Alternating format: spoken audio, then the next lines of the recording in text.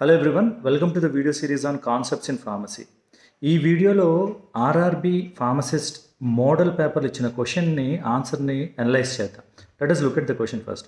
Which of the following antihypertensive agents is preferred in pregnant women?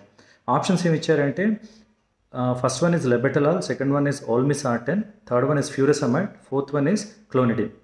Now see, pregnant women antihypertensive agents కొంచెం కేర్ఫుల్గా use చేయాల్సి ఉంటుంది. అందులో safest drugs, first choice of drugs ఏంటంటే methyldopa and labetalol. ఇచ్చిన ఆప్షన్స్లో first one is labetalol, so that is the right answer. Methyldopa కూడా preferred one. Methyldopa ఎలా యాక్ట్ చేస్తుందంటే it is a pro drug. Methyldopa is converted to methyl dopamine, methyl dopamine is converted to methyl norepinephrine. ఇది ఒక falls neuro ట్రాన్స్మిటర్గా act చేసి రిసెప్టార్స్ని black చేయడం వల్ల sympathetic system activate అవ్వదు. Sympathetic system activate అయితే BP పెరుగుతుంది, యాక్టివేట్ కాకుండా బ్లాక్ చేస్తుంది కాబట్టి బీపీ తగ్గిస్తుంది.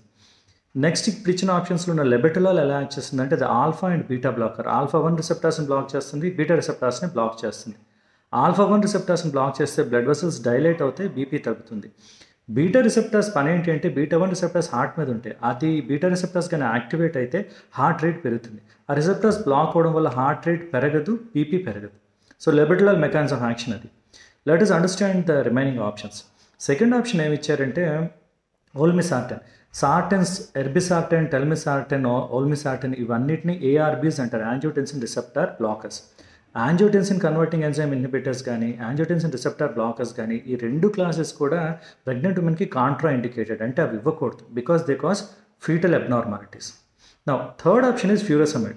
Furosemide is a high ceiling diuretic. ఈ హై సీలింగ్ డయూరిటిక్ని లూప్ డయూరిటిక్ అని కూడా అంటారు. అంటే లూప్ రీజన్లో యాక్ట్ చేసి sodium, potassium 2 chloride ions reabsorption inhibit చేస్తుంది. సో అయాన్స్ బాడీ నుంచి బయటకు వెళ్ళేటప్పుడే వాటర్ కూడా ఎక్సెసివ్గా యూరినేషన్ అవుతుంది. So it is a diuretic which increases urine output. Pregnant ఉమెన్లో కొంచెం అంటే జుడిషియస్గా వాడాలి, ఎందుకంటే it may cause fetal diuresis, that may cause further problems. అందుకని it is not preferred in pregnant women. Now the last one, clonidine central alpha 2 receptor agonist. Central alpha 2 agonist receptors ఏంటంటే దాన్ని auto receptor అంటారు. అవి కానీ activate అయితే it causes negative feedback inhibition, అంటే ఆ receptor activate అయితే సింపాథెటిక్ సిస్టమ్ ఇన్హిబిట్ అవుతుంది. సో ఈ క్లోనిడిన్ కూడా second line preferred agent for pregnant women, but మనకి ఇచ్చిన చాయిసెస్లో the most preferred is the first option లెబెటలాల్.